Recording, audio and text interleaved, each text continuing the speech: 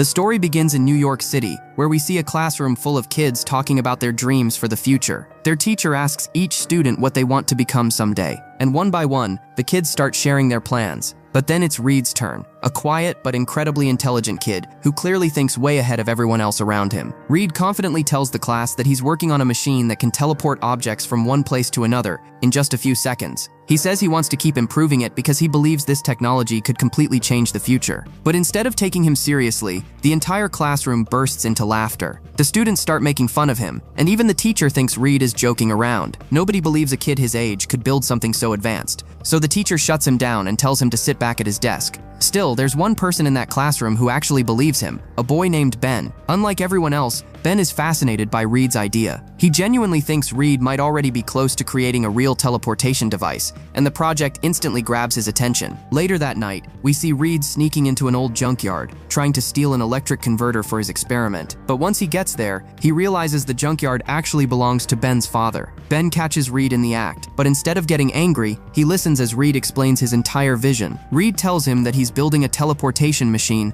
that could someday help all of humanity. Ben had already been curious about the project ever since hearing about it in school, so when Reed asks for help, Ben immediately agrees to join him. He loves building things too, and from that moment on, the two become partners. Over the next 7 years, Reed and Ben spend nearly all their time working together on the machine. Slowly but surely, they manage to build a working prototype, and they're finally close to turning it into a fully functional teleporter. Before completing it though, they decide to present their invention at a science exhibition, hoping professional scientists will recognize their talent and support their research. At the exhibition, Reed and Ben proudly explain how their teleportation machine works. To prove it's real, they use the device to send a small toy helicopter into another dimension right in front of everyone. But instead of being amazed, the crowd thinks it's just some kind of magic trick. None of the scientists believe the experiment is real science, and Reed and Ben end up getting kicked out of the exhibition. Both of them are crushed. After spending years working on the project, it feels like nobody believes in them. That's when a scientist named Franklin approaches them. Unlike everyone else, Franklin is genuinely impressed by what they've accomplished. He reveals that he's been working on a similar teleportation project himself, but even with all his resources, progress has been slow. Seeing what Reed and Ben achieved at such a young age shocks him, and he immediately realizes how brilliant they are. Franklin's student Susan is also there with him, and she's equally amazed by the boys' invention, but Franklin also points out a major flaw in their machine. He explains that while they've successfully managed to send objects to another dimension, nothing they teleport has ever returned. According to him, solving that problem could completely revolutionize science and break countless records. Impressed by their potential, Franklin offers both Reed and Ben scholarships to join his prestigious research institute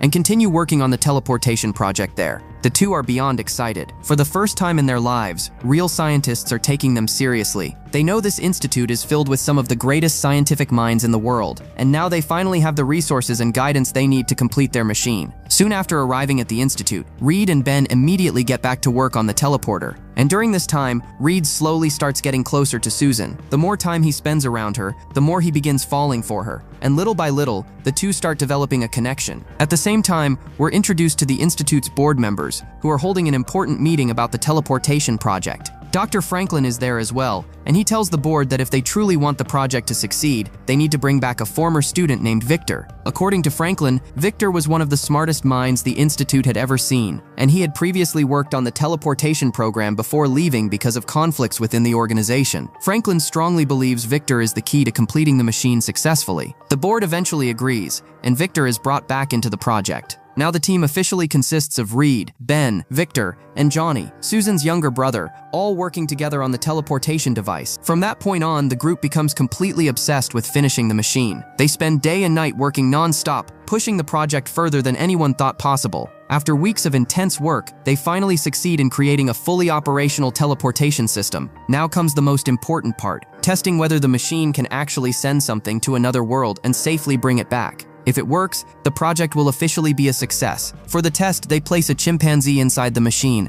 and teleport it to another dimension. Everyone waits nervously, and moments later, the chimp is successfully brought back alive. The room immediately erupts with excitement. The scientists can hardly believe what they've accomplished. They've just created a machine that could completely change human history forever. But right after this breakthrough, the institute's director, Dr. Allen, makes an announcement that instantly kills the excitement. He says the next phase of testing, sending humans through the portal, will be handed over to NASA. According to him, trained astronauts should be the first people to attempt the mission. After dedicating years of their lives to this project, they feel like NASA is about to steal all the credit for their work. More importantly, they believe they deserve to be the first humans to step into another world because they're the ones who built the machine in the first place. So the team secretly decides they'll carry out the human test themselves. Eventually, Reed, Ben, Johnny, and Victor prepare to travel through the teleporter, while Susan stays behind at the Institute to monitor the mission from Earth. The four of them enter the machine, and within moments, they successfully arrive in an entirely different world known as Planet Zero. The second they step onto the planet, they're completely stunned. Everything about Planet Zero feels alien. The atmosphere, the landscape, and the strange glowing environment look nothing like Earth. As they begin exploring the area, Victor notices a pool of glowing green lava nearby. Curious, he walks closer and reaches out to touch it. The moment he makes contact, a massive explosion suddenly erupts across the planet.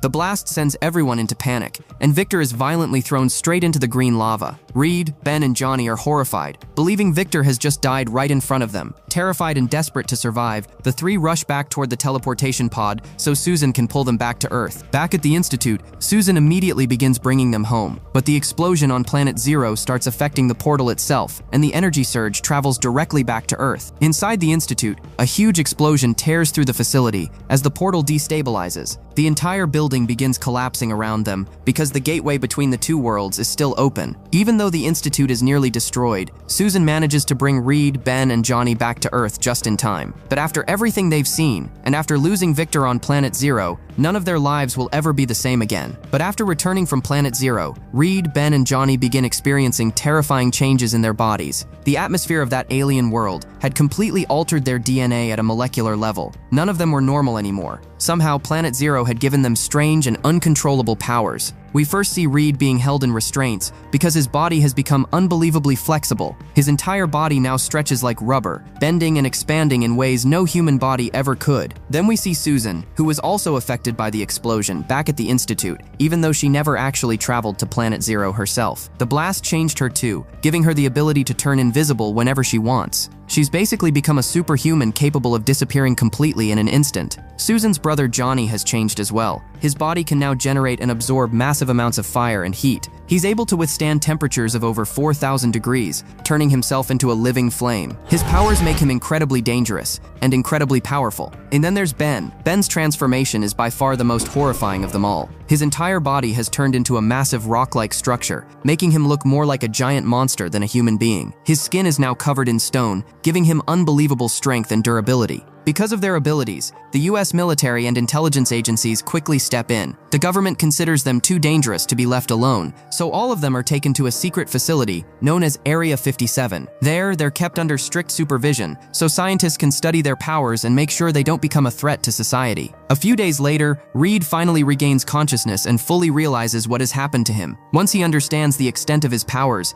he uses his elastic body to escape the restraints holding him down. Stretching himself through the ventilation system, he manages to break out of the facility. While escaping, Reed sees Ben locked away inside another room. Seeing his best friend trapped in such a horrifying condition completely breaks him emotionally. Reed feels responsible for everything that happened. Before leaving, he promises Ben that he'll come back for him and find a way to save him. Then Reed disappears from Area 57 and goes into hiding. Back at the facility, Dr. Allen informs Dr. Franklin that Reed has escaped. Franklin is shocked, but Allen is far more concerned about the danger Reed could pose now that he has superhuman abilities. The government immediately begins searching for him. Desperate to track Reed down, Dr. Allen approaches Ben with an offer. By this point, Ben's condition has become even worse, and he's slowly losing hope of ever becoming human again. Allen tells him that if he helps the government capture Reed, the scientists may be able to cure him and restore his normal body. Ben is torn apart emotionally, but deep down, all he wants is his old life back. Despite deploying military forces and intelligence agents everywhere, the government still can't find Reed. Years begin to pass. During this time, Susan, Johnny, and Ben start working directly with the military, using their powers to complete dangerous missions for the US government. Together, the three become living weapons capable of carrying out operations no ordinary soldiers ever could. The government is thrilled with the results, and Dr. Allen proudly tells officials that they now possess superpowered individuals strong enough to destroy entire enemy nations if necessary. But Allen's real goal is far bigger than anyone realizes. He still wants Reed found because only Reed can rebuild the teleportation machine. Alan is obsessed with returning to Planet Zero and harvesting its mysterious energy source. He believes that energy could be used to create more superpowered soldiers just like Ben, Johnny, and Susan. An unstoppable army that could protect America and dominate every other nation on Earth. And without Reed, none of that is possible. So the search for Reed continues, because to Dr. Allen, Reed isn't just a missing scientist anymore, he's the key to creating the future of superhuman warfare. Dr. Franklin later approaches Susan, hoping she might know where Reed is hiding, but Susan tells him she honestly has no idea where he went. Franklin asks her to keep searching for him, and eventually Susan begins trying to track Reed down herself. Meanwhile, Reed has completely disappeared from society. He's changed his appearance, abandoned his old identity, and is secretly living in hiding somewhere far away from the government. During this time, he's also working on a special teleportation suit, because deep down, he still blames himself for what happened to Ben. Reed believes the only way to save his friend is to return to Planet Zero and find some kind of cure. Eventually, Susan discovers Reed's location and reports it back to the others. The government immediately assembles a military team to bring him in, and Ben is included in the mission as well. Soon, Reed's hideout is surrounded from every direction. Ben confronts him personally, determined to take him back no matter what. A fight breaks out, and despite Reed resisting, the team eventually captures him and forces him back to the facility. Once Reed returns, Dr. Allen pressures him into rebuilding the teleportation machine. Reed refuses at first because he no longer trusts the project after everything that happened, but Allen explains that they need to return to Planet Zero to collect its energy source, claiming it could benefit all of humanity. Reed doesn't care about any of that. The only thing that matters to him is saving Ben. Sensing this, Allen manipulates him with a promise. He tells Reed that if the mission succeeds, and they manage to bring back enough energy from Planet Zero, they'll use that energy to restore Ben's human body. Hearing this finally convinces Reed to cooperate, even though he still feels deep down that bringing Planet Zero's energy to Earth could become incredibly dangerous. Still, for Ben's sake, Reed agrees. After days of non-stop work, Reed successfully rebuilds the teleportation machine. Once it's operational again,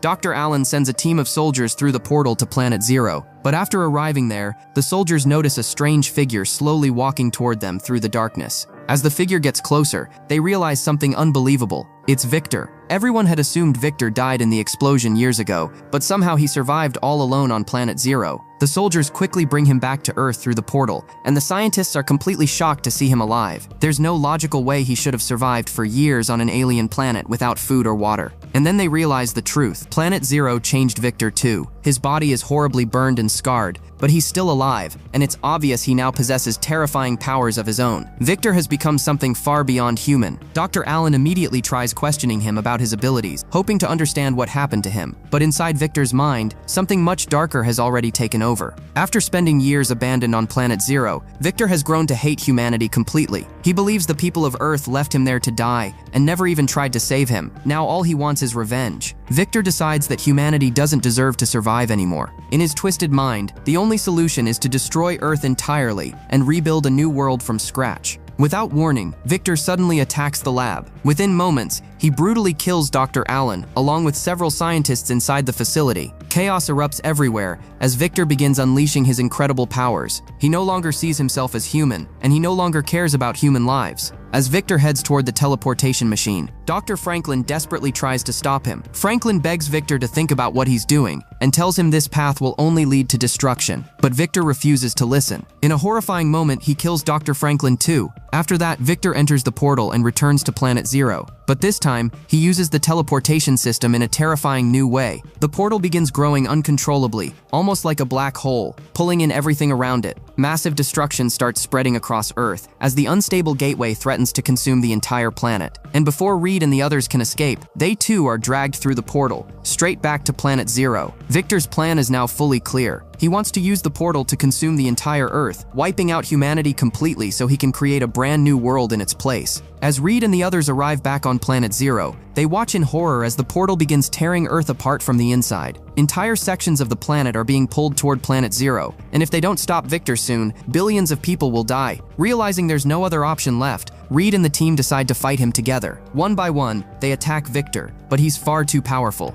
After spending years surviving on Planet Zero, his abilities have evolved far beyond anything they expected. Every time one of them tries to take him on alone, Victor easily overpowers them. It quickly becomes obvious that none of them can defeat him individually. That's when Reed finally understands something important. Their powers were never meant to work separately, so instead of fighting alone, the team finally comes together and attacks Victor as one united force. During the massive battle, Susan uses her abilities to create openings, Johnny unleashes his full firepower against Victor, and Reed uses his stretching abilities to keep Victor distracted long enough for Ben to get close. Then, at the perfect moment, Ben delivers one massive punch straight into Victor. The impact launches Victor directly toward the unstable portal. He becomes trapped inside the collapsing energy field, and because the portal is already destabilizing, Victor suddenly begins losing control of his powers. Seconds later, a huge explosion erupts inside the portal, completely destroying him once and for all. But even after Victor dies, the portal is still active and continues pulling Earth toward Planet Zero. With almost no time left,